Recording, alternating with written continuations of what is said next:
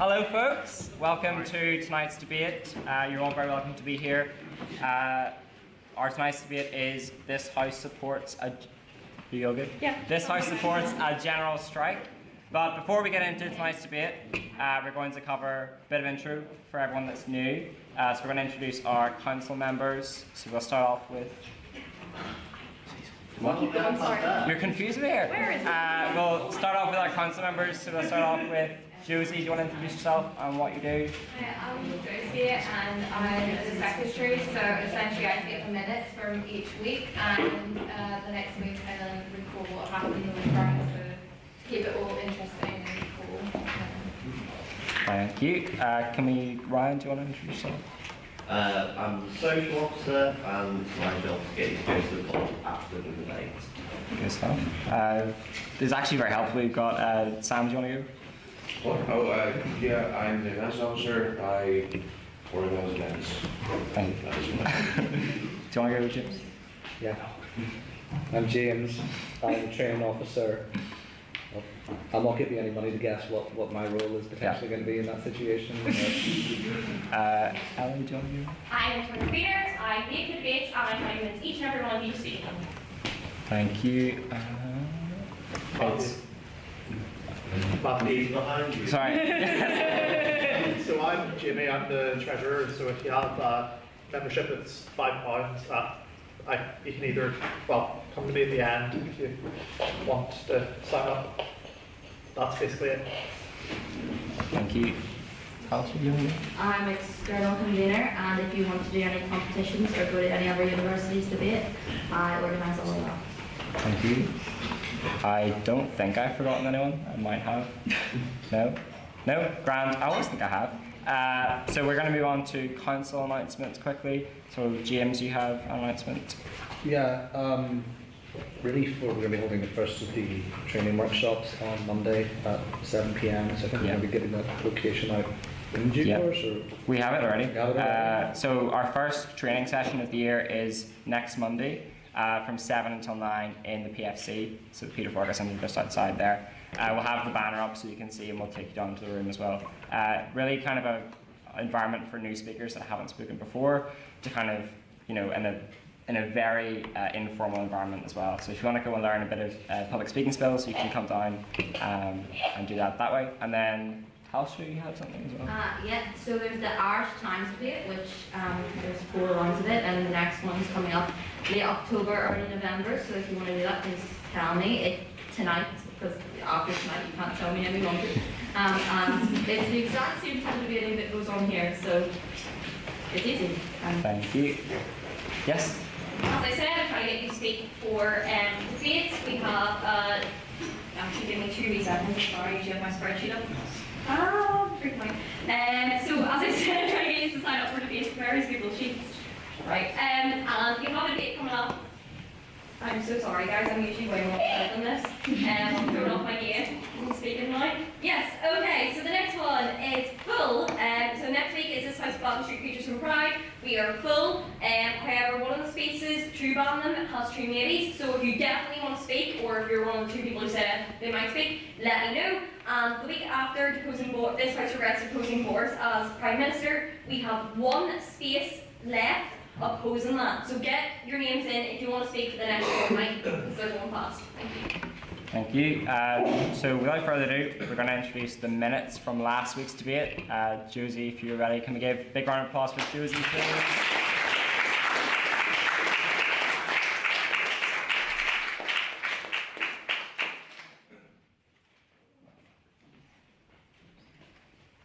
Hello everyone. Just a quick disclaimer, I'm very sorry if I spelt your names wrong in the minutes or didn't hear them correctly.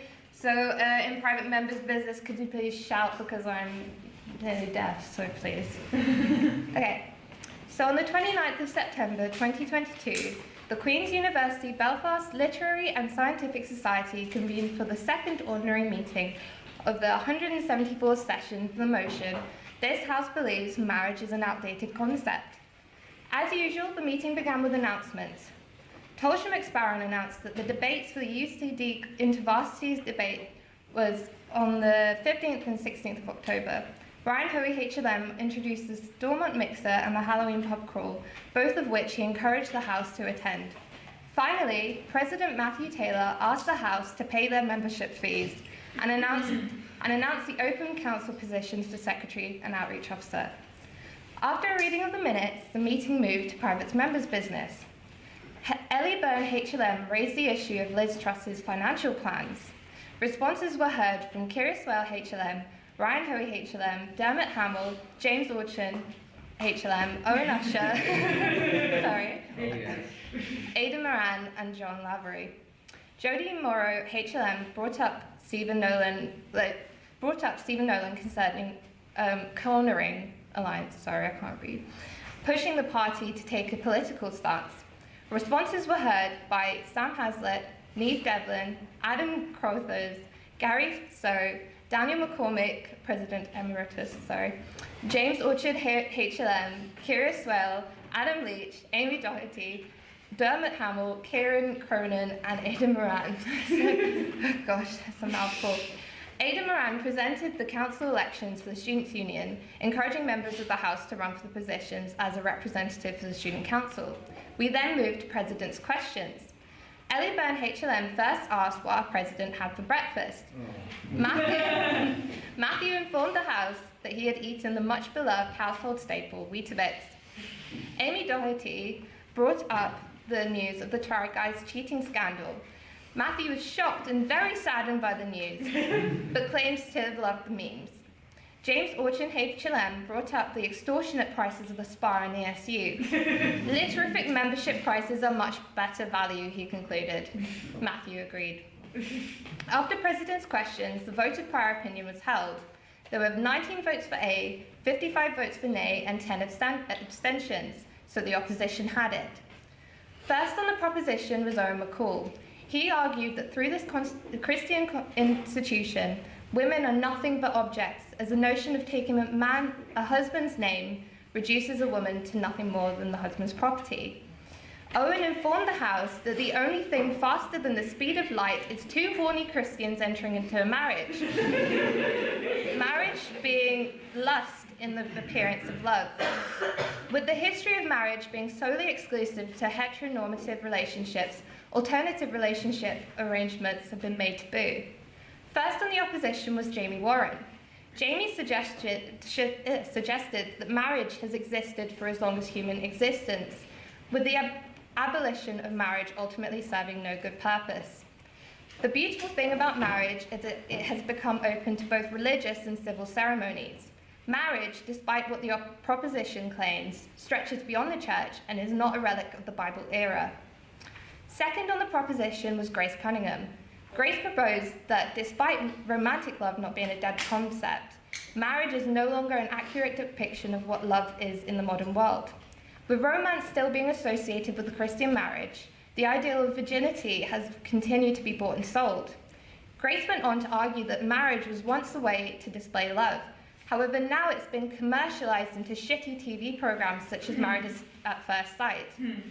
She argued that if one wanted to partake in casual sex, the institution of marriage would prevent this. Second on the opposition was Luke Maguire. He argued that because of people not believing in marriage, the world's view has been damaged.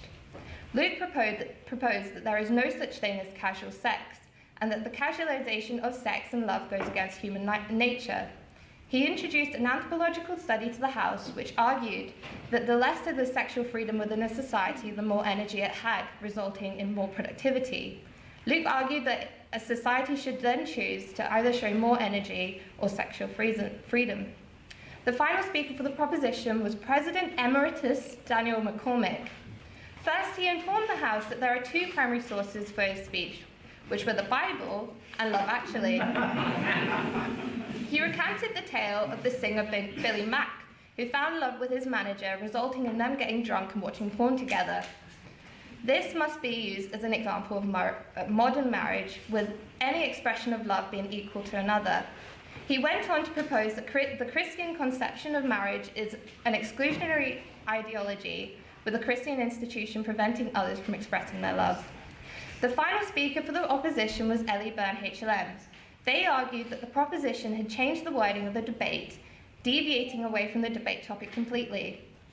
Despite the proposition's line of argument, marriage is not an Abrahamic concept, focusing too heavily on the Western-centric view of marriage ideals. They proposed that non-religious marriages are completely possible in the UK and Ireland, citing the Celtic wedding rituals in which a marriage is symbolised through the tying of a knot. This practice is still widely observed today and has not been wiped out. Ultimately, marriage evolves with people and cannot be outdated. Questions were heard from James Orchard, HLM, Adam Crothers, Owen Usher, Kira Swell, Ashlyn Byrne, and Sam Hazlitt. Following the debate and questions from the House, the vote of speakerability took place. There were 46 votes for the proposition, 22 votes for the opposition, and 12 abstentions, so the proposition had it. May I take the minutes as read? Aye.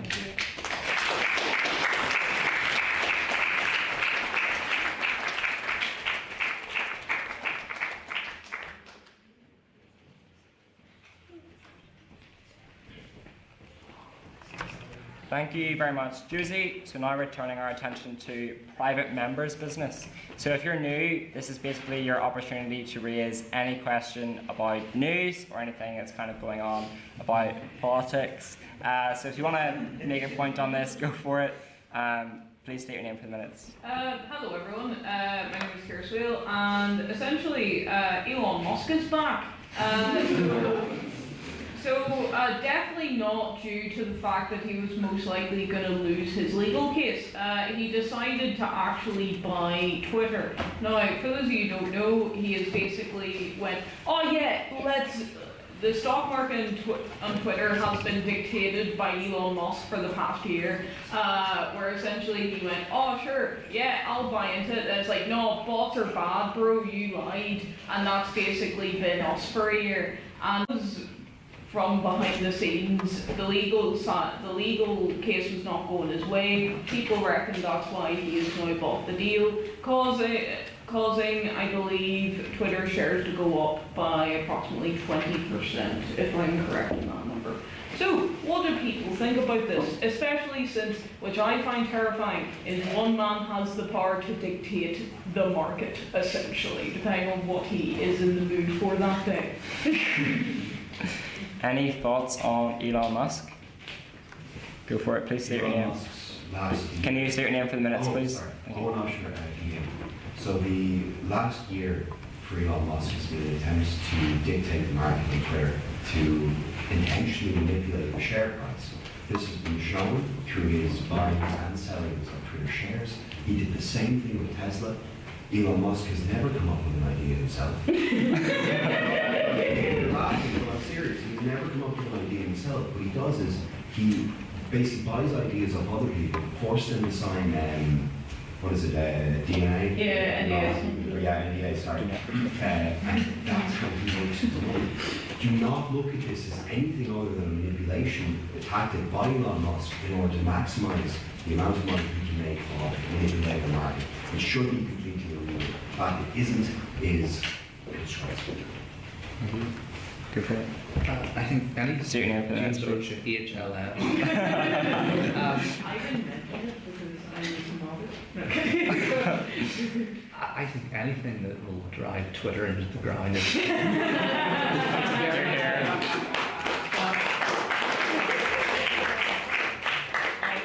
At the same time, I am holding out hope that Trump will be unbanned because seeing his tweets is just the funniest thing. There's a Twitter account that has archived all of his tweets. The best one was before he was about to run for president, where he's getting into like spats with like random people with like, you know, dickhead 69 there. And it is the most amazing thing, especially when he complained. I think there was a chain where he was complaining about the History Channel, and he was completely right in that. And honestly, if it means being able to see more as opposed to going on to his, whatever his alternative is, because I'm not going on that, I think honestly it would just give me personally, not maybe the world, but me personally, a little bit of joy. And I hope that happens. Thank you. Yep. I'd just like to say State your name for the minutes, please. I Thank you. definitely wanted not an idea and paying my money. When you said surprise, Elon Musk is back. I was so sure it was going to be what he said to the Ukrainian diplomat. Oh, that was awful. So I think we should all just take a moment to acknowledge how utterly insane Elon Musk is. He has managed to create two entirely separate, insane events in the past. Go for it. Oh, Bill Laverne. So, one thing I've sort of noticed is, so the area of Ukraine he's suggesting, they give to Russia, high a lot of resources, including lithium, which he kind of needs for car batteries. So I'm just saying, something sus. So I found the... State your name for the minutes, please. I found the tweet that he put up, which was about Ukraine, which shows a map of the 2012 Ukrainian election, which showed like half the country voted for a pro-Russian party. Firstly, this was like over a decade ago. The last election that was held in Ukraine, only 13% of the population voted for a pro-Russian party. And that's obviously before Russia invaded, in which the approval rating of Russia in Ukraine is probably quite low at the moment. His tweet was basically responded to by the Ukrainian MP, which I met this week actually, and he was basically pointing out all these facts to Elon Musk. I don't know why he's now going to be sort of a stooge for the Russians. Thank you. Anyone got any further comments? Yeah. Luke McGuire. I think Elon Musk is an economic genius. More people should follow his example, and the only thing I wish is I had to pay less tax. Go for it. I wish you were being sarcastic. Go for it. Name for the minutes, please. Thank you. I'd just like to answer your question of why is Elon Musk doing it. It's money. That's why he's just doing it for money. And also, I'd like to just establish that James Orchin, HLM, made these comments in bad faith, as he's the only person that I know who has an active and very heartfelt and sincerely held Truth Social account.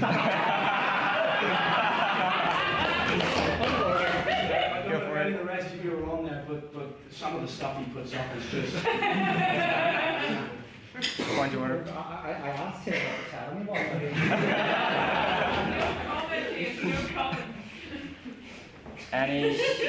Anyone got any other points for private members' business that isn't about?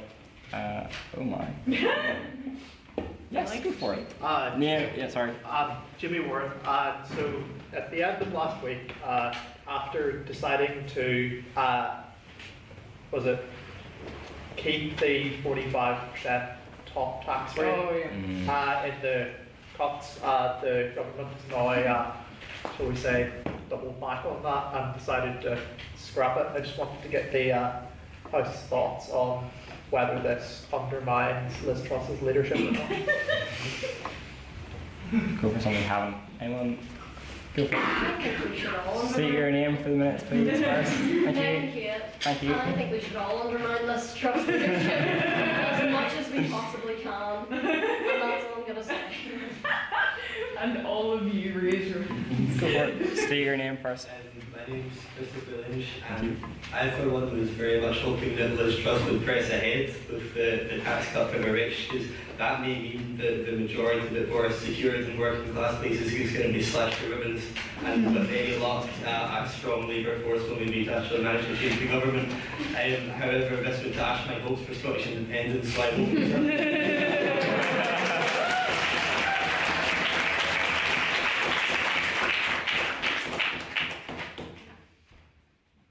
Sorry, I think there's something we haven't had, but the same people are just very opinionated by the sounds of it. Yes, but I would just like to back on to Megan's point. I don't think that Liz Truss can be a legitimate PM when she's voted in by 0.05% of the population, i.e. the Conservative Party, and is bringing us into an absolute misery state of a country with need to eat and a greed scandal and tax cuts to the rich, and then a proposed plan to be able to make up the money for that from benefits, but they're looking to cut again coming winter. So yeah, not a legitimate PM in my opinion. Yes, state your name for the minutes, please. Okay, speaking of personal note, I actually quite agree that you should undermine this trust. Because why? Because I didn't get to vote in the 2019 election, and if this trust get, oh no, suddenly he got hit by a car again.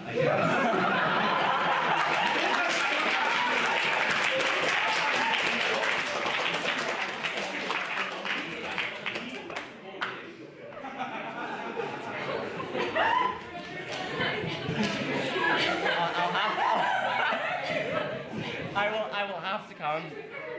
Yes, I'll have to go. So I was, as many of you know, I was at Conservative Party conference this week, and yeah, you can move. It was quite, obviously going back to sort of James' point about the 45% rate. On the first day of conference, most of the members who were there were fairly upbeat, and then obviously we heard overnight, most of the MPs, lots of whom were rebelling over the policy, were fairly sort of downbeat. And then the second day after we had the U-turn, it was sort of like completely reversed. All the MPs who were rebelling were fairly sort of triumphant, and all the members were really pissed off. But one thing that was really funny was Michael Gove, who was one of the people leading the rebellion, was walking through the conference and walked past me, and the person next to me was like, slimy prick, as he walked past. But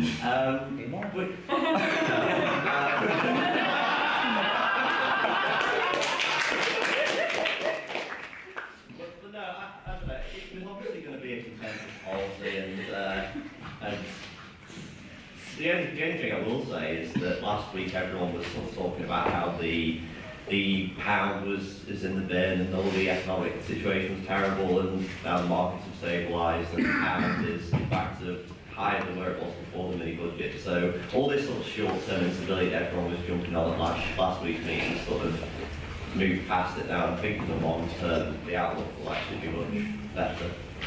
We'll take two more. So we'll go. Yes, we're here first. State your name, please. I mean, the pound has bounced back after the Bank of England printed 65 billion pounds worth of bonds. So, I mean, in regards to that, you know, it's still a pretty trashy situation in regards to economics. But it's not only just that sort of U-turn, if I'm going to call it that's undermined this trust. I think it's also the unity of her cabinet. Penny Morden wants to see benefits rise with inflation, and other cabinet members don't. You know, I personally feel that. I mean, I feel that she'll be out definitely before the next general election, whatever that will be. So. Yes. My name's Molly Guy. What do people think about the conspiracy theory that they've basically just given up winning the next election and then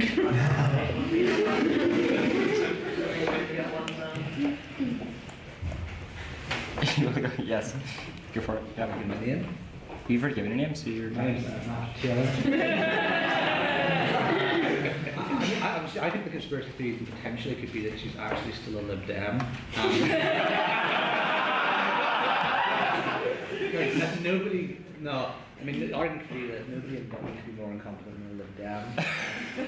But on the point, actually, I was serious about it. I mean, I think, honestly, regardless of my own opinions on the actual policy, I think it was the wrong decision to do a U-turn on it, because I think the government, regardless, would look weak on that if they did a U-turn. I'm not saying I used my view on it last week, but I think, honestly, the worst thing that they did do was do a U-turn. I know it means that the issue might go away, but seeing this is going to constantly get brought up. It's within a month, her flagship policy, the U-turn twice, which, if there's two U-turns, that surely means you're back in the original direction.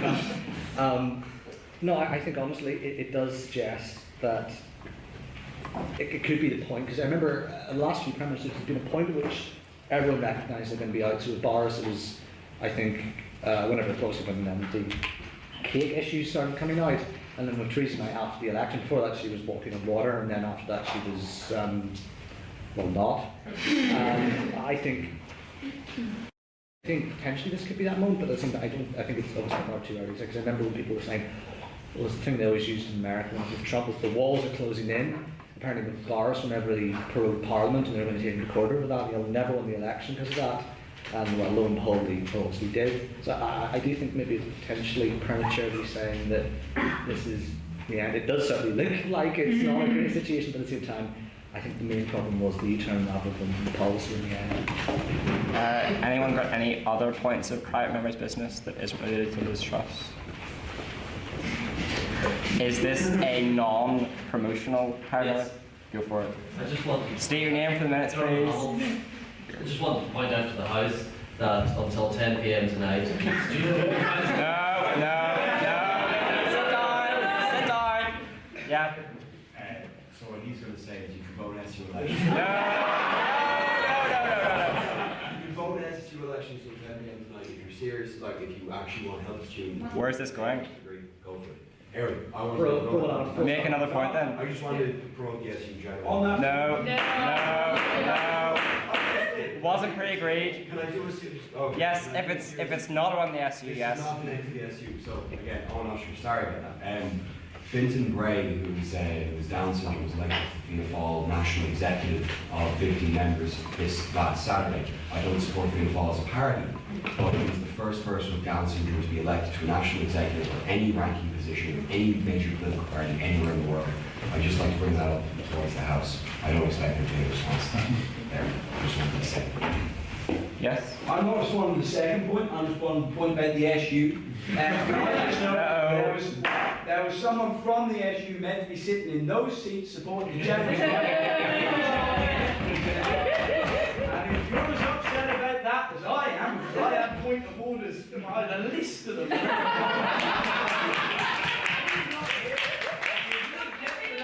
You should object to signing up to the SU with you two. Anyone got any non-SU related points on this matter? Yes. Yes, thank you. I was just thinking, as long as this person is absolutely capable of doing what they're assigned to do, then I see no issue with that, and fair play to them. Absolutely. Anyone got any? You've got 1 minute if you want to make a final point. If not, we'll move on. No more final points on private members' business this week. Speak now, if ever hold your peace. No? Okay, so we'll move on to the worst 5 minutes of my life. For God's sake. This is President's question, so this is your opportunity to ask me a question, much to my discontent. Right, we'll go here first. State your name for the minutes first. President Emeritus. How are you? Are you well? How are you, Daniel? I'm very well. Oh, that's good to hear. Oh, lovely. Thank you. That's a welcome one. We'll go. No, I just want to. Yes, state your name for the minutes, please. Daniel Top. In line with the traditions of society.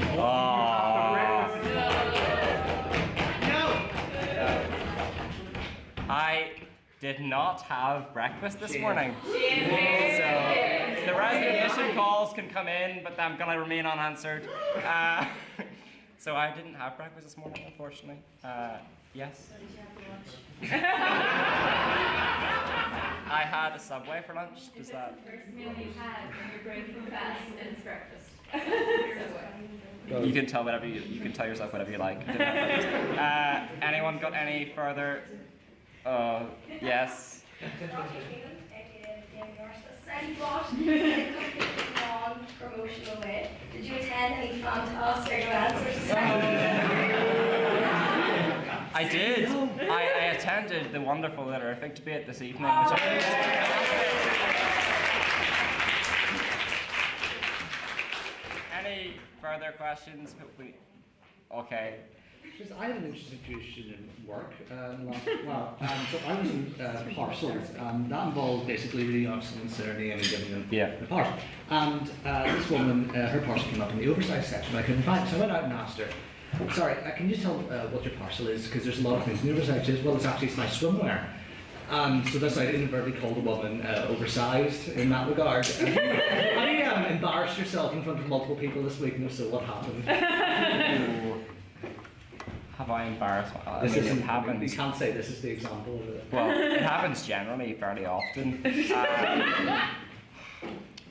Not to my knowledge, but I'm sure I can bring something up in the pub afterwards if that's to your liking, James. Any further? Hopefully not. No. Good. Thank God. Right. So next is the vote of prior opinion. Yes.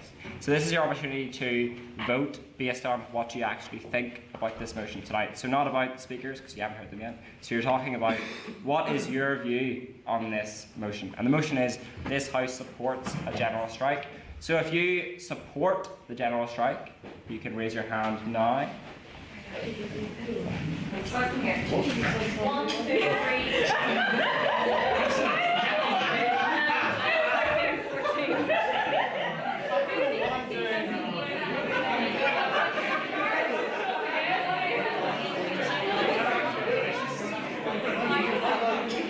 I've been up since I was 6. I've been up since 7. If you do not, quiet please. If you do not support the motion that this House would support a general strike, if you don't support a general strike, put your hand up now. That's it. Point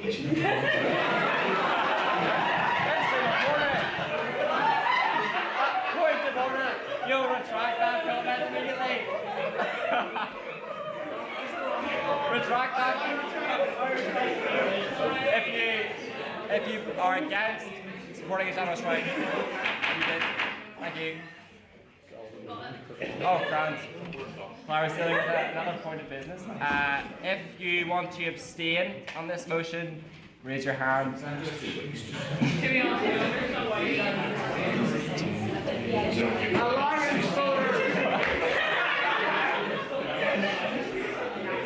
Six. I didn't. Oh, right. Yeah. 10. Okay. Yeah. Quiet, please. Do you have the order yet? We're going to hear the vote. There are 40 votes for aye, 8 votes for nay, and 10 abstentions. The proposition Almost as close as an election in West Belfast.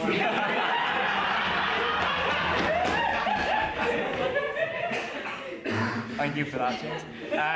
So now we're going to the, before we introduce the first speaker, I'm going to go through the rules, basically, of speeches. So each speech is 7 minutes long. For the first and last minute of each person's speech, you cannot interrupt by raising a point of order. Once you hear the first bell sound, you can then make a point. Just to interject here, because you've said it for a few weeks, it's a point of information. Yeah, A point of order is when you raise like an objection to the rules being broken. So there are 3 different types. There's point of information, which is when you want to interject to someone's speech. There's point of clarification, where someone's misrepresented what you said, and the person has to take it. And then there's point of order, which is when someone's broken the rules and the chair doesn't notice it and you want to point it out. Or it's too warm in the room. So, as I said, first minute and last minute are protected time, so you can't make a point of information on that one. And then if you want to raise your hand, if you want to make a point on someone's speech, you can raise your hand and say on that point or point of information. It's up to the speaker to take it, so they can either accept or decline. If they decline, you cannot raise your hand again, because that's considered barracking, so you get one opportunity on a certain point.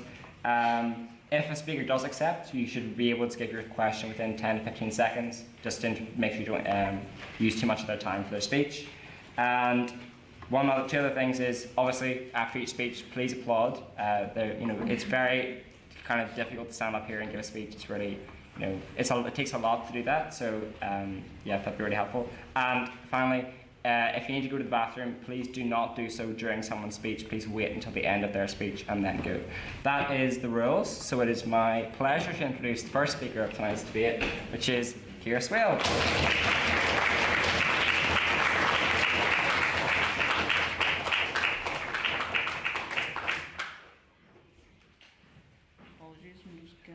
Things up. I have bullet points, you see. Okay, so, right everyone, we're not doing too well, are we? We have a cost of living crisis, probably the worst we've seen in years. We all don't know how the hell we're going to pay our energy bills. We have We have a leader that's just come in that's just proposed to give tax cuts to the rich and essentially not give us that much. So what is the solution to this situation that we are currently facing today? Now, what we propose as the proposition tonight is that we would support a general strike. Now, it's very important to define a general strike because they can often get confused. So, a general strike is different to a national strike. A national strike is usually a couple of hundred workers in one sector, usually in a specific company. A general strike is essentially a more extreme version of that. It's usually when multiple unions or all unions form together to essentially strike across multiple different sectors. On that point. Yeah, go for it. So if we're in a cost of living crisis with serious economic sort of turmoil, how is organising something that will cause the means of production to grind to a halt beneficial? Absolutely, we'll get to that. Thank you, friend. But as I genuinely will get to that. It's literally my first point. But essentially, it's across multiple industries. So essentially, the aim is a national strike is to get your boss to listen to you. A general strike is to get the government to listen to you. It usually grinds production to a halt. It usually means that the government at least has to listen to you or do something because production literally grinds to a halt. It's a more extreme version of a national strike, and it's important to differentiate them. So essentially, why do I think we actually need a general strike? So at the moment, we're facing the worst cost of living crisis we've ever seen. We are facing crucial shortage of staff in the NHS. Literally, there's about 140,000 nursing shortages at this moment, 120,000 caring shortages at this moment. Also, people, I got a pay rise this year of about 7%, which is still a pay cut. Which is again what I think most of the people in this room, if you're not students, have encountered. People can't pay their bills. People can't afford to heat their homes. There are people who are working full-time jobs right now, going to food banks, because the amount of money that they make does not support their way of life. Now, the impact I'm actually going to talk about is the impact on the economy, which is why I'm going to address this. Because I think we have had a fundamental problem in how economic policy has been run in the UK for decades. We're in the sense of, instead of going, because how economics works is it's kind of in like a wee circle. Typically, you have the consumer paying money, that they pay for a product, goes into the business, they then hire workers, they put money to produce that product, and the cycle repeats. Now, what do you think happens when people don't have a lot of money? Which is what has been happening for the past couple of decades now. What happens is that feeds back in a loop, which has affected this economy probably for the right decade. Because if people can't afford to spend money on luxury services, which they can't, which is lower, particularly recently, Jesus me, will people shush? And essentially, when people can't afford to actually pay for luxury goods, those businesses don't make as much money. So if I'm spending all my money putting food on my plate and paying for gas and electric, I'm not going to go and get my nails done. I'm not going to go and buy clothes. I'm not going to go out for a pint in the pub, as you all should do after this.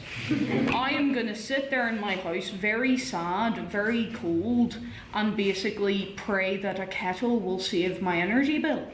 That's what's actually happening, and that causes a feedback loop, because then the companies go, well, where there's not as much demand, so we don't need as much workers. On that point, We don't need to produce as much. great, and we can save money. And that goes to basically the people that Liz Truss is trying to help at the moment. Now, that causes a feedback loop where companies start to suffer, then they sack workers to usually compensate this, and there's more people with less money, and there's less money going into the businesses. More people are sacked, and the recessionary loop continues until we have a big old fun recession. Now, what I propose tonight is a general strike.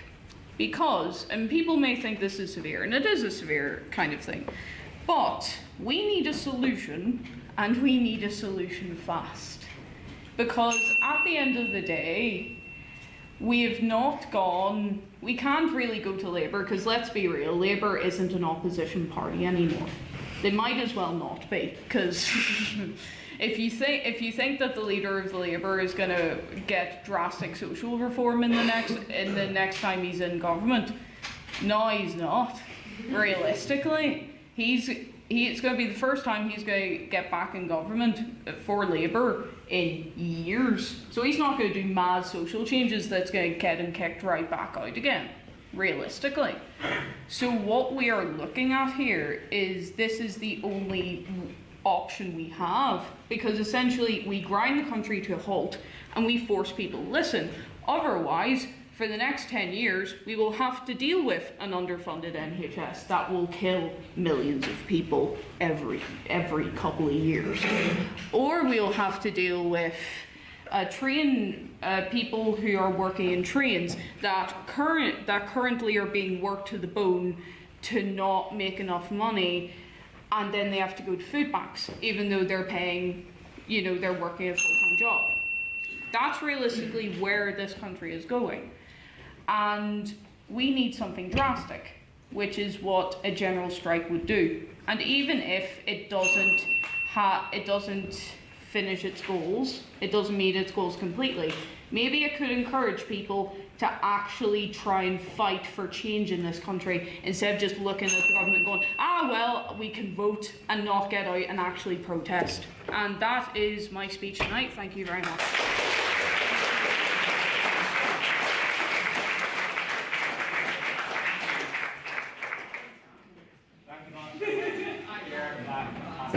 It's not my pleasure to welcome our first speaker from the opposition, James Orchard. Please give him a huge round of applause.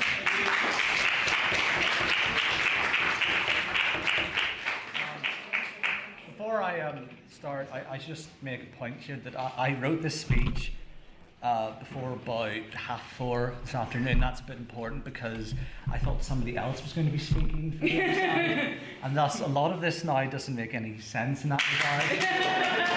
So I'll ask is, can you please pretend to be certain somebody and heckle me? Yes, I can.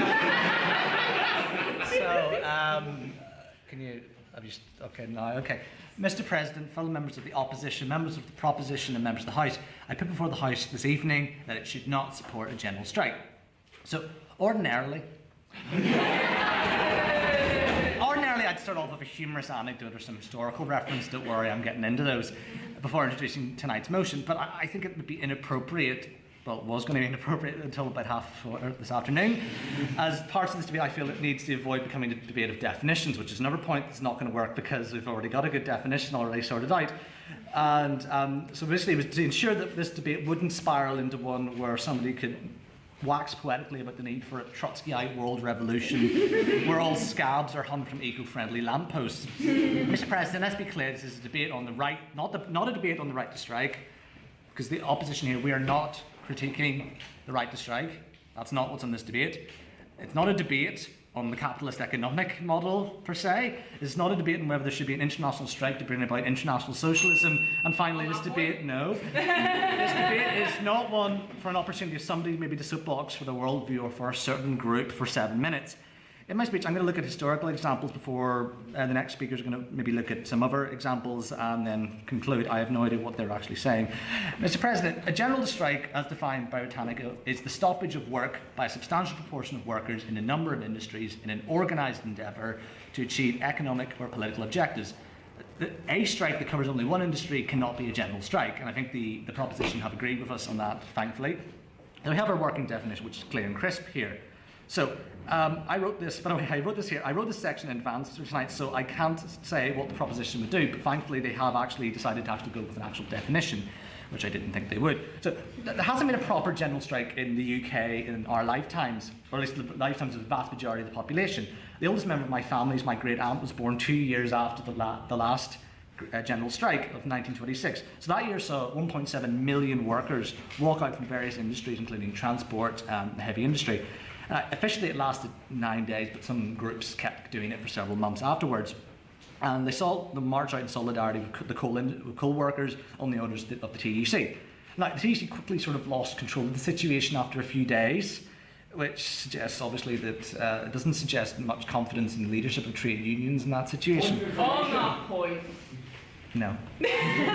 So, the government responded to this not by going to negotiating, but just hiring middle-class workers to just go and do the work, which defeated the whole purpose of the general strike. And indeed, in the words of one historian, in no significant way could the general strike be considered a turning point or watershed in British industrial history. The general strike brought about a split with mine workers, for instance, in Nottinghamshire, which split off and made their own deal, and in the end a lot of mine workers ended up out of pocket or even unemployed as a result of it. The failure of... Sure. Now, James, I know you're a man of all things antiquity, but how is quoting something in the context of something that was 100 years ago still relevant? Well, the point I'm trying to make here is this is the last time there was a general strike, and there's a reason they haven't called the general strike in the intervening years. On that point? No, that's badgering there. No, you can't do that. So, we then come to other ones that nearly became general strikes. You had the Winter of Discontent, the winter of 78 to 79, were against the Labour government of James Callaghan during one of the coldest winters for a while. It seemed familiar. It's usually called widespread action against the government over fears of overpay, not rising the inflation rate. Among the notable things allegedly that happened was you had refuge workers not going on strike. No. And even allegedly the dead not being buried or having to be towed out into the ocean being buried. Now, that didn't really happen. But did this help the union movement? No, because the next election, Labour had been in the lead in the polls. After this, the Conservatives under Mrs Thatcher came in, and as we all know, she was a very passionate defender of the rights of trade unions. As we know. Point of information! Now, we've actually had something near to a general strike happen in Northern Ireland with the Ulster Workers' Council strike, which, for those of you who know, yeah, that was fun, wasn't it? Now, the one I'm going to go on to is the events of May 1968 in France, which was a wildcat since it was not organised by trade unions, but it led to about 20 to 25% of the workforce going on strike. Now, the proposition would say this is an example of the working man taking a fight. However, in the end, what actually happened is a lot of the workers just decided to go back to work anyways, and then the President de Gaulle decided to call a snap election. And rather than the left surging, the right won the largest majority in French political history, which suggests, again, that strike actions do not work well with the general public. Now, I'm enjoying this. Now, there is a danger that talk of general strike might get some people carried away. A certain somebody who might not be here might have been very happy to larp about as if he was a Bolshevik in Petrograd about to storm the Duma and kill the hated capitalist bourgeois provisional government. But ultimately... Sure. Imagine this in a Scouse accent. It's unfortunate that I can't do it. It's Jordan. As you're speaking on the fascist side of the house this evening, I'm obligated to ask, why do you hate the poor?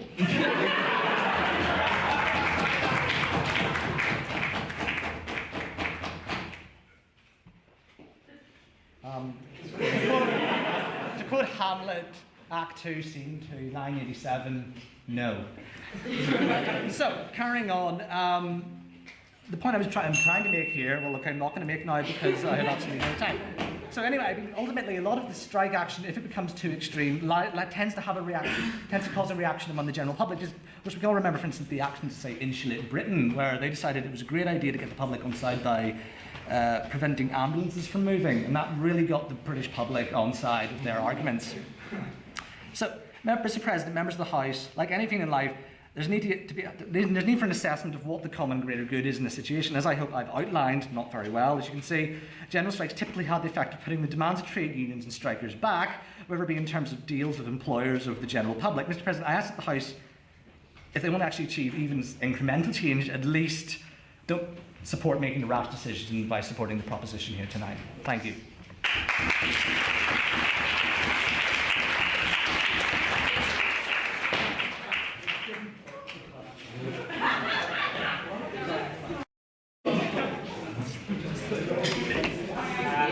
Quiet, please. I'd like to welcome Catherine Bonner, our second speaker.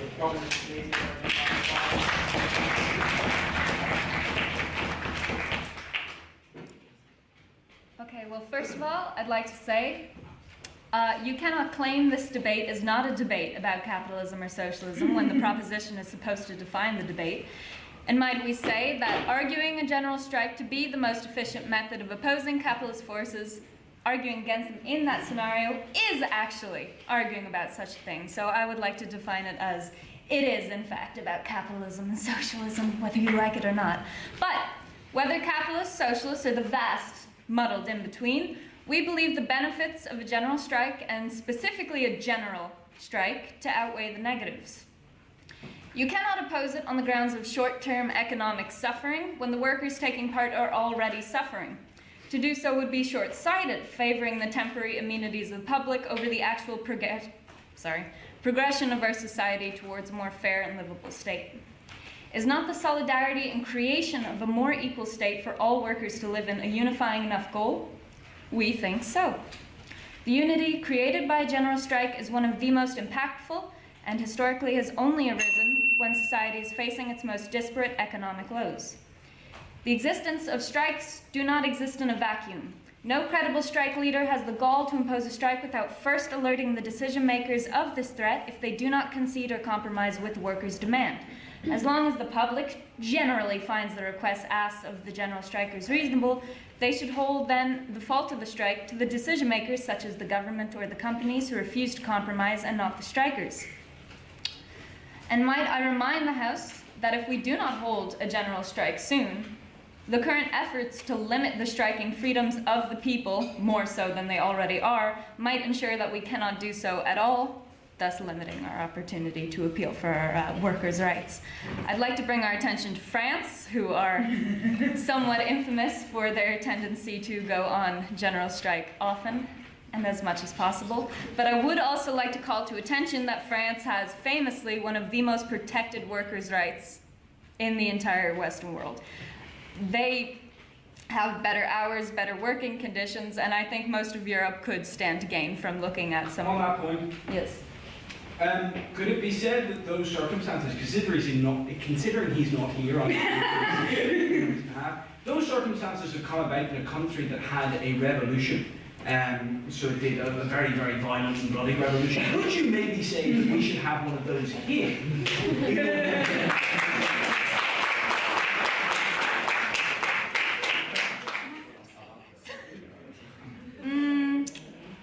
Well, I would like to say that Britain has also had a bloody revolution when we chopped off Charles I's head, which honestly was kind of similar. Honestly, we said fuck the monarchy, and then when we found a monarch that could party well enough, we brought it back, which, you know, I can vibe with personally. The proposition remains tentatively apathetic towards the possibility of a revolution as of now. Pardon me.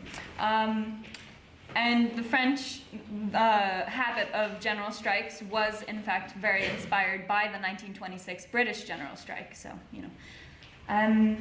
I would like to say all trade negotiation is a money game. If the institution being appealed to in question stands to lose less money from temporarily losing workers than granting the request, they have no reason to cave into the strikes.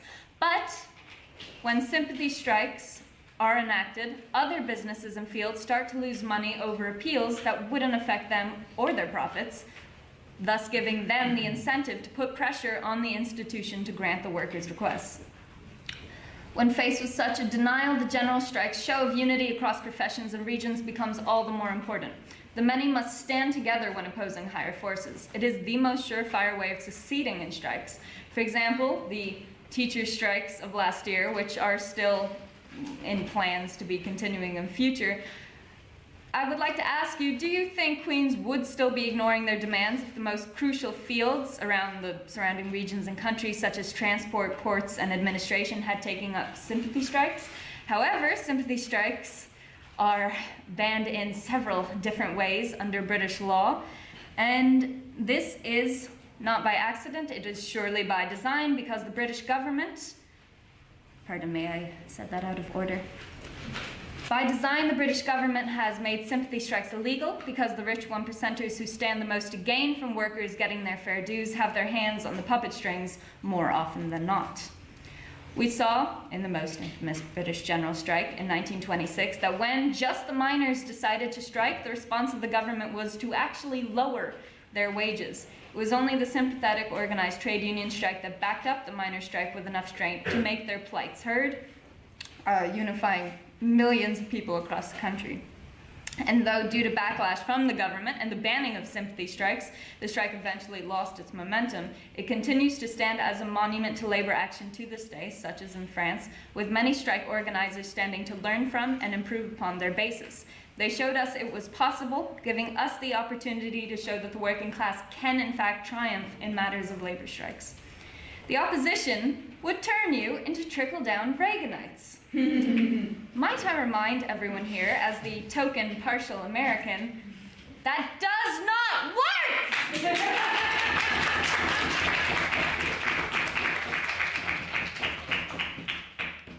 At least the general strike, like all strike, has the promise of results, while trickle-down economics and believing the government and the rich will be nice and give us more of their money just because they want to, is zombie economics. It's not gonna happen, guys. They don't like us, they don't care. So yeah, I'm anti-Reagan, shockingly. Such an unpopular opinion to have nowadays, guys, but I'm taking a brave stand. And also, as a final point, as all utterly based people do, I completely outsource my moral compass to the Peaky Blinders. And if trade union legend,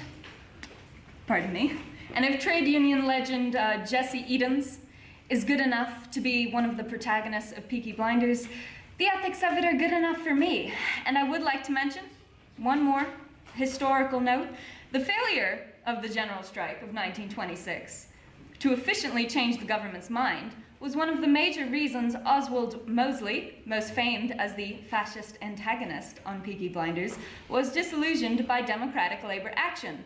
So just know what team fascism you're siding with if you fail to support renewed efforts to enact a general strike for labor reform. Thank you. Thank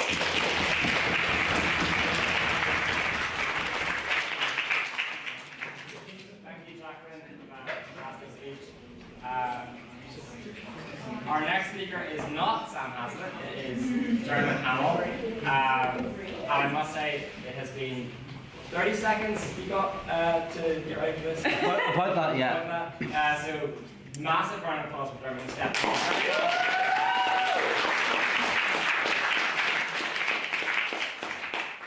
So yes, as you can tell, I'm not Sam. Well, mostly because I'm shorter, gayer, and a little bit more fun. But I want to actually look at the point that my friend across the house made about Reaganites. Over here we didn't have Reagan, we had the wonderful Mrs. Thatcher. While beautifully portrayed by Meryl Streep, not everyone has a particularly fond opinion on Mrs. Thatcher, myself included. But I want to just look at why we got Mrs. Thatcher. Was it the fact that the UK was in economic turmoil, possibly because of James Callaghan's government? Yes, it was. It was down to the winter of discontent forced upon us, the British public, as a result of the actions of labour unions and strikes. It was that which helped to crash the economy. It was not the decisions of, it was not all just the decisions of big businessmen. It was down to the fact that workers were walking out. But I also want to ask, who is affected by strikes? It is the billionaires in their mansions. They are not going to be sitting there going, oh, well, I'm not going to eat my caviar and swan tonight, because they can afford to. Did you say clarification or Information. go for it? Just because I They need could to have stopped the strikes after one day. Do you not think the demands of the miners were reasonable? Perhaps. Do you think they shouldn't have had their wages slashed almost in half? Do you think that's not a reasonable enough cause for the government to grant after they could have stopped it anytime they wanted? Perhaps they could have, but look at what happened as a result. While yes, we are not arguing, we are not arguing over whether or not strikes are a good thing. We're arguing over whether or not there should be one. And the fact of the matter is, strikes do not seem to really empower workers, as shown by what has happened as a result of strikes. We saw, whether or not, I'm not arguing that the billionaires and the rich men and the brilliant bourgeois boys of Eton are some kind of saviours for us working classes. What I'm saying is that they're not going to budge. They're not going to feel it. Point of information? Go for it. So do you not say that in the past year, the fact that the trams and bus workers striked and managed to get their pay increase that they wanted, or the fact that the bin men striked and got their pay increase that they wanted, and the railway workers have a history of striking and getting what they wanted, which is why they're striking? So are you really going to stand there and claim that it doesn't work when I have 3 examples in the past 2 years that have?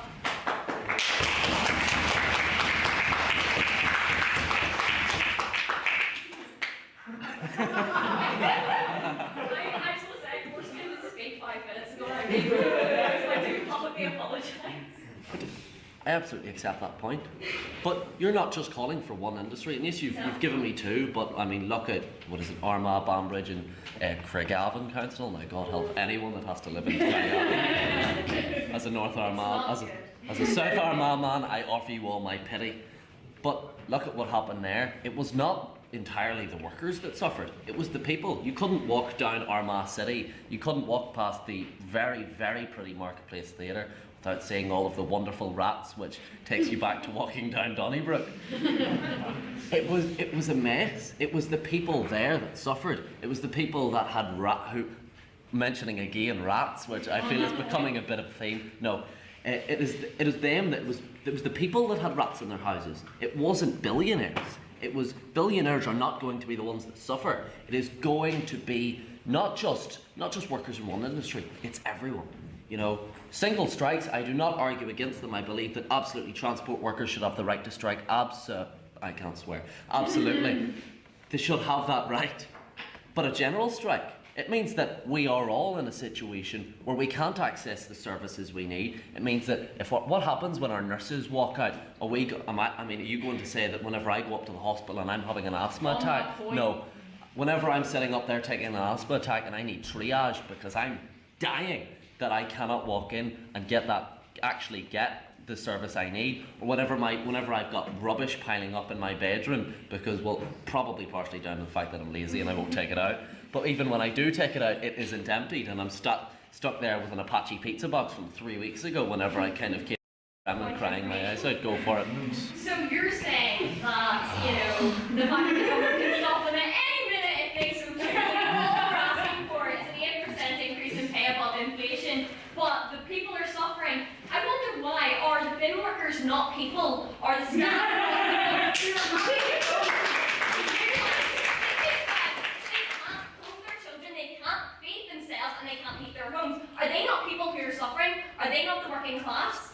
Because it's the government who decides, not the strikers. It's the government's fault that the bins piled up for weeks rather than sitting down in the talks because they refused.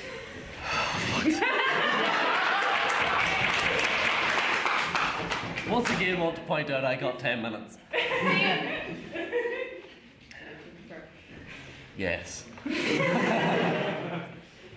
I am not someone that is going to tell you how awful workers are, because as a worker and as someone that has spent most of my life working on less than minimum wage, I'm not going to argue against our workers, but I'm going to point out that we are not arguing over a single strike. We are arguing against general strikes. We are arguing against everyone walking out, and at that point we are, how do I say it in a language that isn't English? We're fucked. And in that situation, it isn't just a case of one sector. It isn't just a case of another. It is a case of loads. It is everyone, and it is the children in schools. It is the sick, old people in care homes that are going to suffer. It is everyone, and yes, it is workers, and absolutely it is workers that are going to suffer. But it is all of the workers. It is all of us that do not have that money. It is whether we can walk out. People do not have the resources at this moment in time.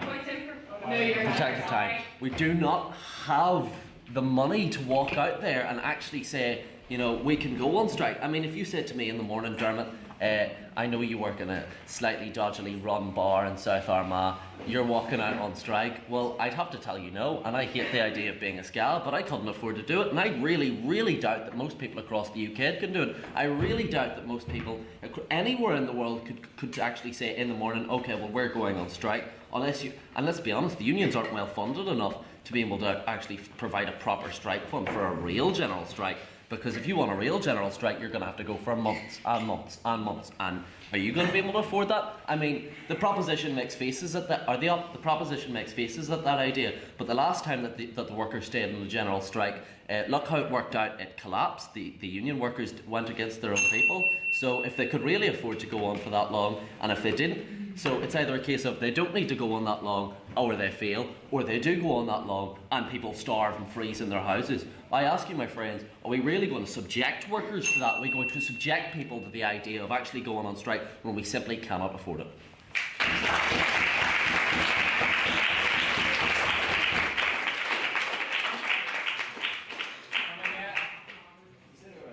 Can we get another massive round of applause?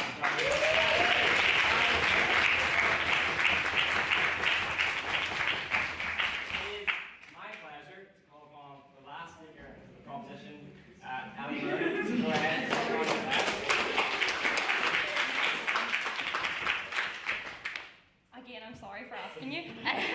I'd also like to say that I had a half an hour, so I realised at 6 o'clock I was going to have to do this, so I haven't had that much time per, although I have had way more than you, and I'm sorry, but thank you so much for stepping in.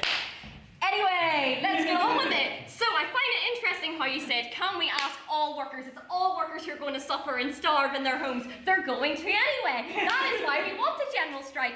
And also, I would like to list, you kept pointing out that you were in favour of single industry strikes, but not whole industries. So I made a handy-dandy list here of all the strikes in industries from the 24th of August this year to the 5th of October. Let me read it out.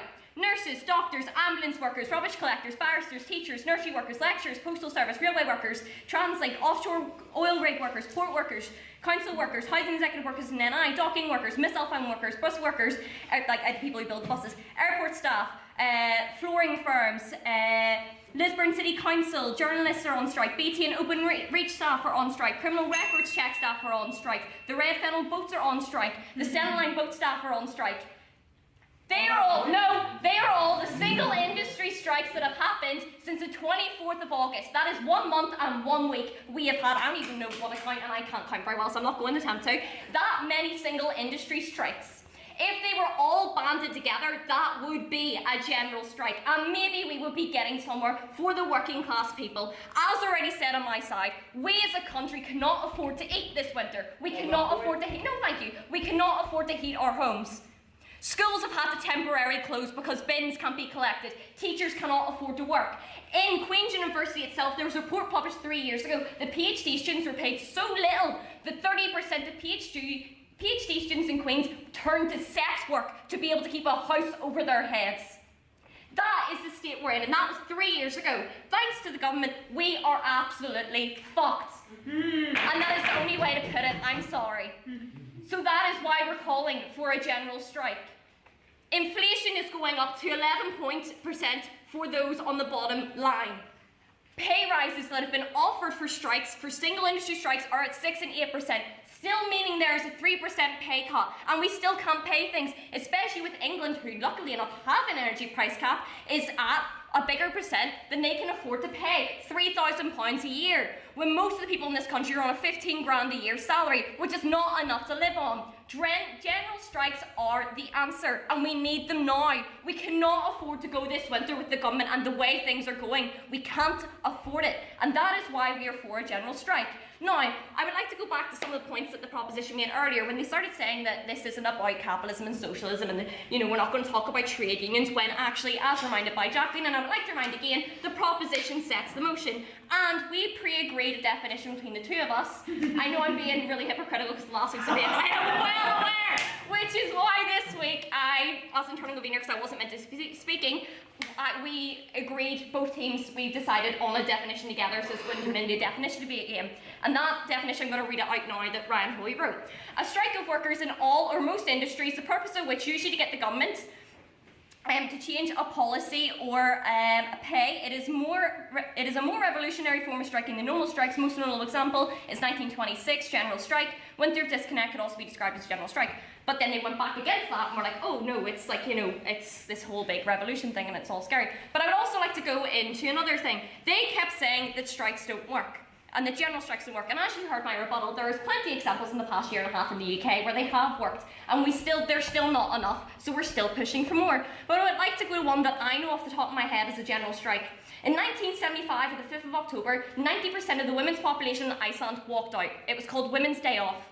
They all walked out to achieve equal rights. Now, they already had equal voting rights. This was because they were only represented 3% in the government and didn't have equal opportunities in work. That was how they got equal pay. One day of 90% of women walking out from not at the house, not at jobs, nothing. Every woman walked out and was on the streets together, 90%. And within a day, they had equal pay. Strikes work. Do not let the opposition try to tell you otherwise. The working class people are going to suffer. They've tried to tell you that if we go on strike, you're going to suffer anyway. That's what, no thank you. That is what the government wants you to believe. Because it's the government, no thank you. No. Do I have to take it? Go ahead. You said 90% of the population of Iceland. No, 90% of women, sorry. 25,000 out of the 200. It was 90% of the women in Iceland. 25,000 out of the population, 220,000 only constitutes about just over 10%. BBC's report on it was 90%. I looked at it 10 minutes ago.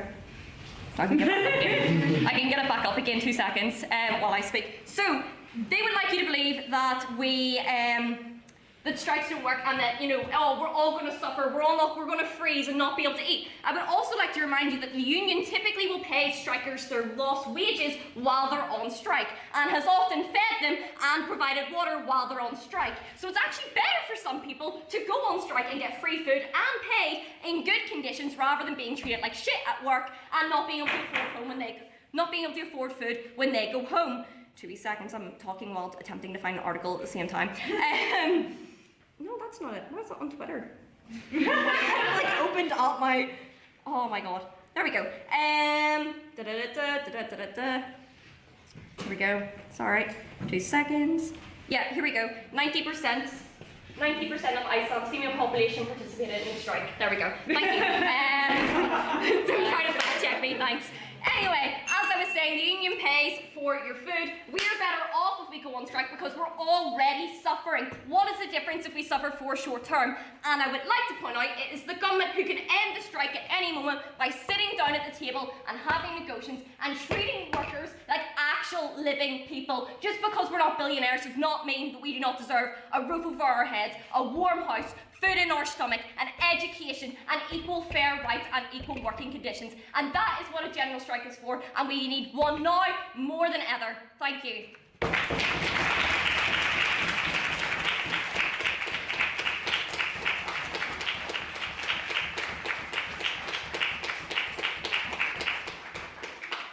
you, Ellie, for that fantastic speech. Finally, final speaker for tonight, Ryan Hoy.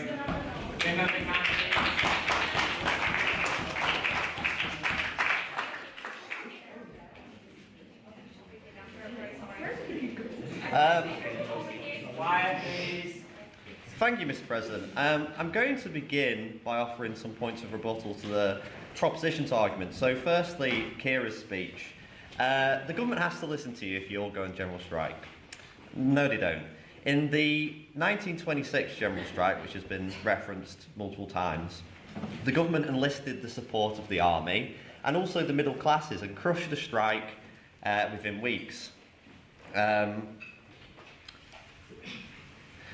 It's obviously not a good look for the government, but they don't actually have to listen to you. I did find a rather amusing anecdote from the 1926 general strike, when the government did enlist the support of the middle classes to replace the striking workers. There was a posh drama student in London who wrote to her mother about the gentlemen volunteers on the London Tube. and she said, "It's perfectly mad to hear a beautiful Oxford voice crying Uxbridge and Harrow rather than the usual Uxbridge and Arrow. It's perfectly jolly and such an improvement on the ordinary humdrum state of things." On that Go ahead. Right, literally I've been wanting to say this for so long. Literally see, the reason why the union backed out was because they never wanted to have a general strike in the first place. They weren't prepared for one. They were forced into one because essentially people protested and that was construed as an illegal action of the union. They were not prepared for it. They never wanted it in the first place. Then in day 5, when flour started to be affected, even with those workers that came in, they went, "Oh no, this has gone too far," and jumped off ship. That's the reason why. They were never prepared for one in the first place. If we were prepared, maybe it could work. I think all the examples that you see, or most of the examples in history, show that it actually doesn't work, and you have, as James put in his speech so eloquently, often it causes a backlash against the trade union movement, for example, after the winter of discontent. Point of information? No, thank you.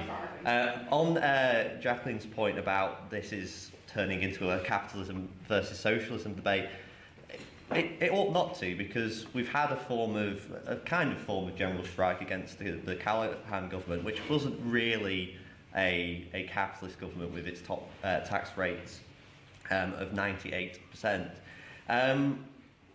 And also, right, so on to the main points of my speech. Basically, to summarise the points that the opposition made tonight, there are 3 main arguments against a general strike. One, that a general strike would cripple the economy at a time when we desperately need growth to improve living standards and protect public services. A general strike is very different to a normal strike. It's not within the general right. It's not within the general right to strike. It is against. Firstly, it's against the law, and I don't think the House should be endorsing breaking the law. And go ahead.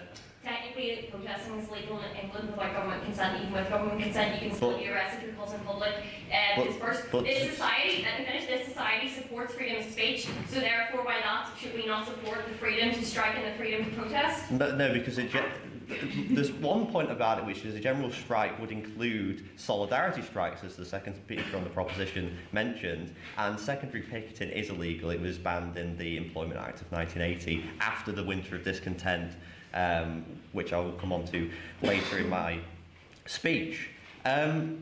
So one of the problems here, and one of the reasons that we're in the economic situation that we were in, is because we've had relatively low growth since the financial crisis, and we need to boost our trend growth rates. And a general strike would just push us further into recession, hurting those on the lowest incomes the most. If a general strike only reduced UK GDP by 2%, which it'd probably do more than that, it would reduce the amount of tax revenue available for all the public services that Ellie said she wanted to spend money on by nearly £20 billion. That's the economic impact of a general strike. Now, the opposition, as we've clearly laid out tonight, is not opposed to workers striking when there is a specific dispute between an employer and their employees, and the employees have been balloted and they've taken a collective decision to strike. That is their right to withdraw their labour in a dispute with their employer. However, as just mentioned, secondary picketing is outlawed for a reason. It disrupts the lives of those not directly involved in the dispute, including workers in other industries, no thank you, and the vulnerable. A general strike with a wide range of industries striking at once would be very unpleasant for the country to go through. Many of the services vulnerable people rely on, no thank you, would be greatly impacted, and the essential services needed for us to live in a civilised society won't be available. We need to think about the wider impact for society. No thank you. So just to give you a few examples, during the winter of discontent, the lorry drivers, they were one of the initial ones to go on strike, caused the economy to ground to a halt as fuel resources dried up and petrol stations shut up shop. During this period, over 1 million workers were laid off as the economic conditions worsened. So if you think it's bad now, it would only get worse. And then panic ensued with shop shelves left empty. And then ambulance drivers went on strike. Many areas were without ambulance cover, causing many avoidable deaths. And then there's also, as James mentioned in his speech, refuge collectors went on strike, leaving rubbish to pile up in the street. And in local parks, the council had to resort to putting all the rubbish in local parks, which meant children playgrounds overrun with rats. And probably the most famous example of all was the grave diggers going on strike and leaving bodies to rot. So the problems highlighted by the proposition will not be solved with a general strike. They'll be solved by using our parliamentary democracy to enact policies that boost this protected talent. So this is basically the argument. To summarise the argument for the opposition this evening, a general strike would cripple the economy. And it would cripple the economy, and the problems that we're trying to solve.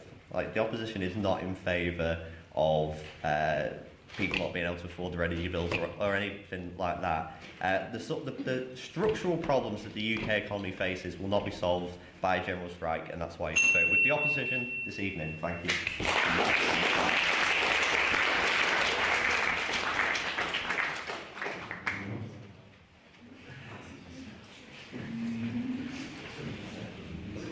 Opposition might just speak. Thank you, Ryan, for that. Quiet, please. Thank you, Ryan, for that fantastic speech. It's now our time to turn to questions. So if you have a question for the proposition, raise your hand and I will come to you. Peter. Yes, state your name for the minutes, please. Noah Barnley. Being a humble wagey in the mighty corporation that is Belgium, I would love it if we all went on strike because I hate my job.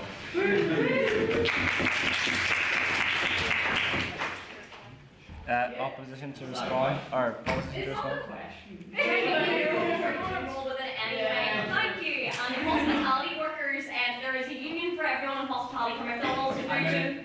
And you should all join it for fair pay. At KFC, we achieved the pay rise from 7.45 to 10.05. At KFC, our minimum is 10.05 to a store because we have strikes, we have walkouts, and now we have a lovely staff room with a microwave and a fridge. We get really good breaks, we get free food, and we get 10.05 an hour, 28 days holiday, and a free counselling service because strikes work. Opposition to respond. One of the problems that we've had in this debate is that we've had the conflation between a strike in general, a normal strike, which is what Ellie has just described, and a general strike. And what we're saying is that we're in favour of people having the right to go out on strike when they have a specific dispute with their employer. What we're not in favour of is a more radical version of strikes, where you try and either bring down the government or whatever it is you're trying to do through everyone going out at once, because the societal implications of everyone going out on strike at once are, as I laid out in my speech, quite severe. So yes, that's fine. If KFC workers have a dispute with KFC and want to go out on strike to get their conditions, that's fine, and we support that.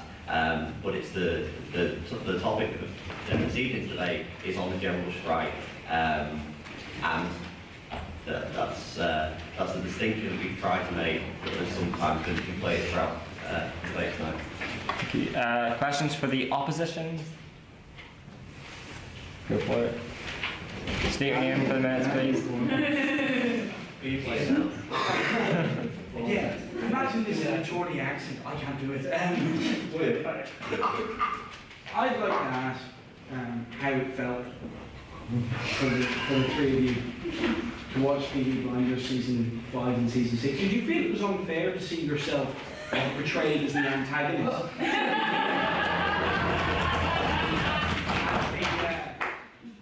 I don't know, the three-way reincarnation of Oswald Mosley.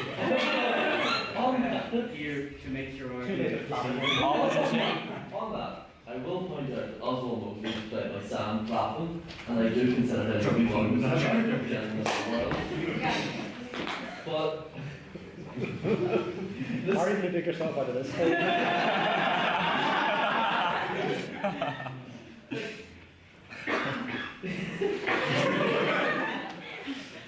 Can we say that just because we don't support a general strike fixes the reincarnation of Mr. Mosley? Yes! Unfair, to say the least. Because was it not the no? No. To respond, I'd like to do a circle back. So I can't imagine how it would feel to be that spearing on. So when I did my lovely little list of all the different things, all the different sectors on strike, I was pointing out, you just made the comment that general strikes didn't work, right? And I was, yes, rebutting with single strikes that worked. But my point is, all the, around, I'm going to guesstimate 23, different sectors, the majority of them happen to be national services that are currently on strike in the past month. Imagine all for pay with the same employer. If they all banded together, that would be a general strike. And individually it works-ish. Imagine if they did it together. It would work. And the reason why our government banned it is because they're scared it would work. As you kept going on about how sympathy is banned. Why is it banned? General strikes don't work. I'd come back and let if I was allowed. Question for... Oswald Mosley got to do any abstention questions? No, I can't. Well, no, not but the way it's actually here.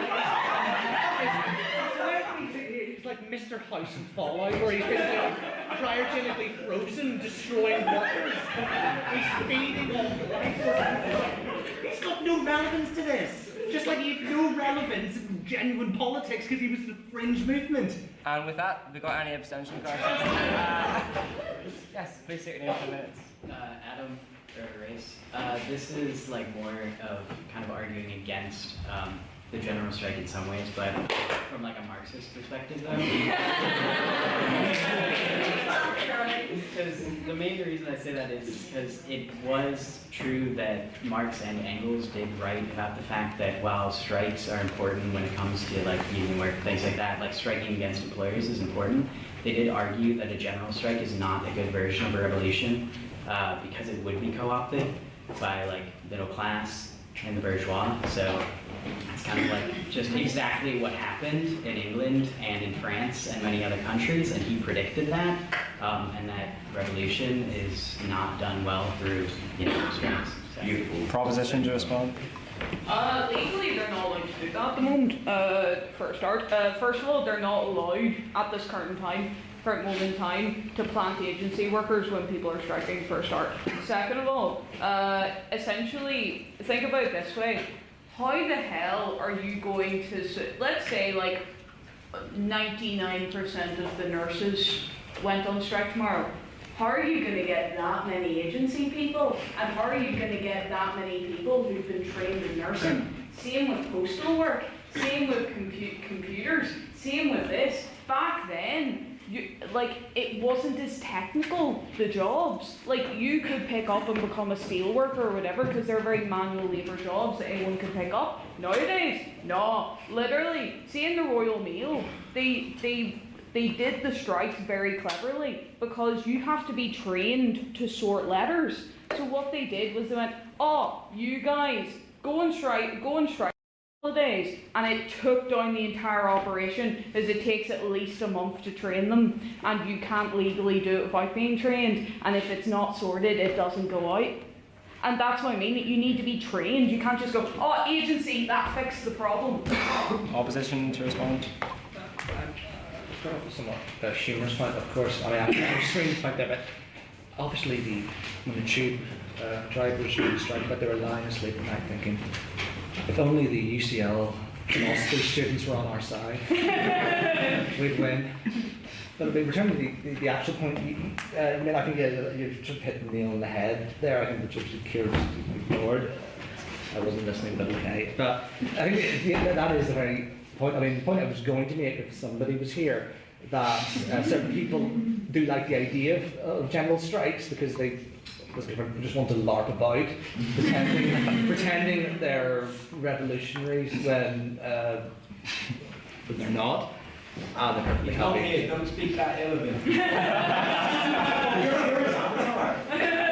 To the point, I think yeah, it is a very perceptive point that in some ways people who are arguing for this really are not going to be I don't say are not affected, but they're certainly not the people who will be at the brunt of it, or the ones who will be actually out on the front of the picket line with regards to it. And I think that's a point that just needs to be noticed. Thank you for raising that.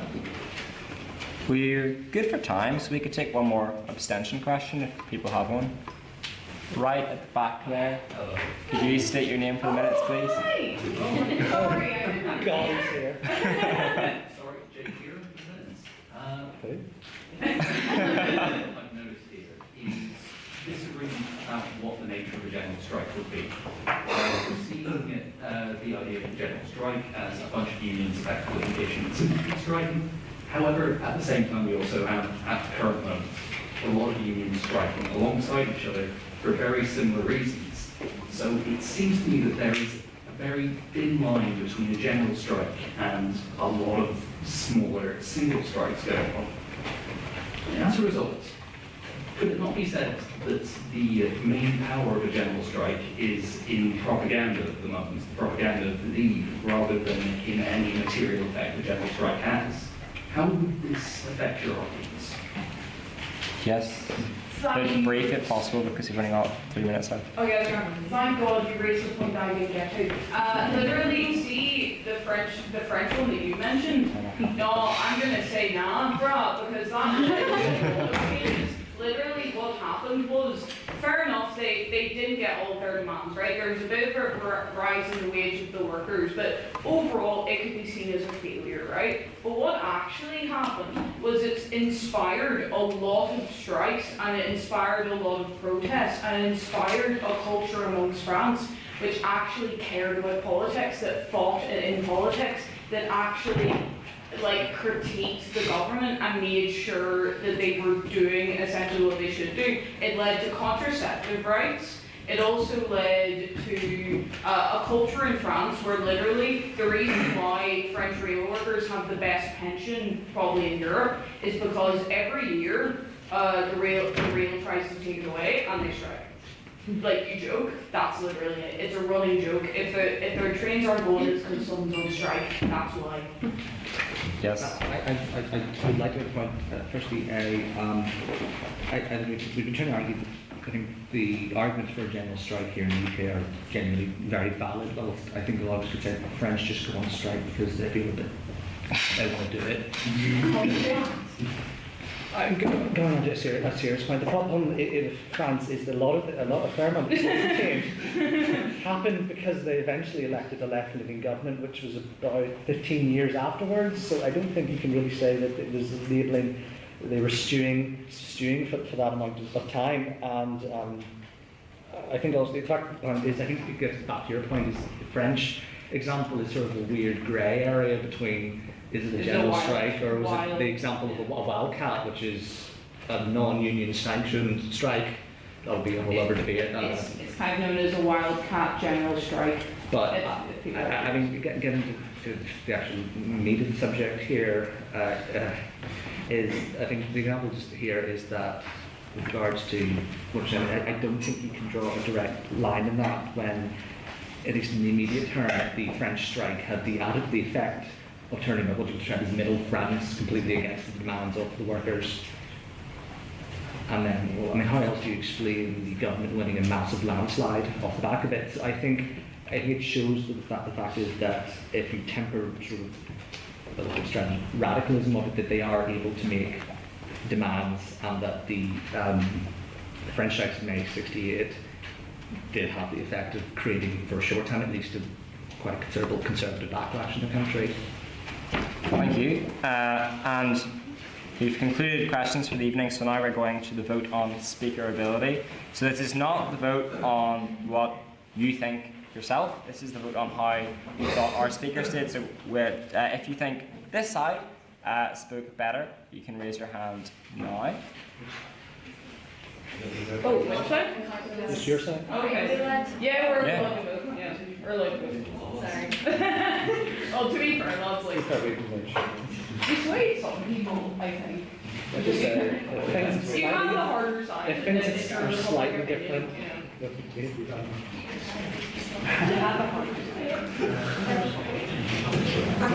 $31. You can see down there, I can't see down there. 33.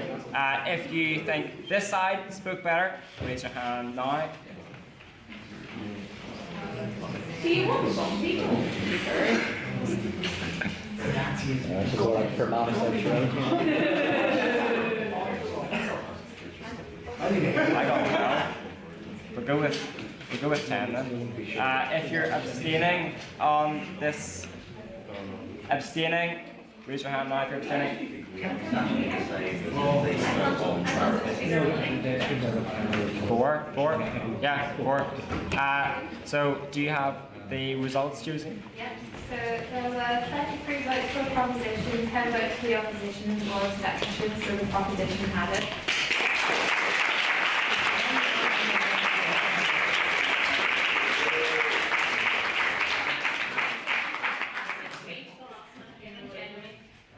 Oh, by the way, I want a big round of applause for that for you.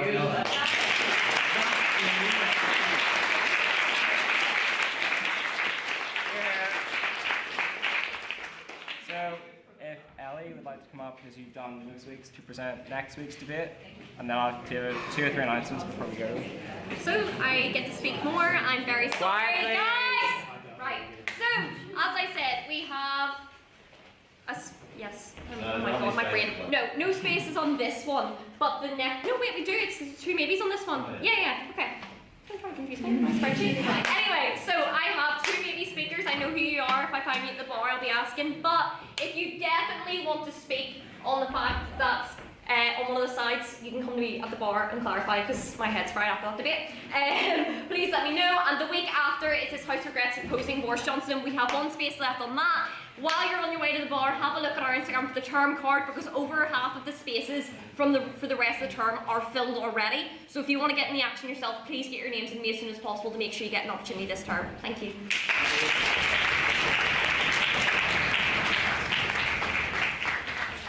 If you're going... Whoa. Don't turn it off. If you're going to the pub, which you all should, especially if you're a fresher, follow this lovely woman, Tasha, down to the pub now. We're going to Lavery's, you've got a private room. So ask, speakers at the front. Ask for the workshop and they'll be let down there.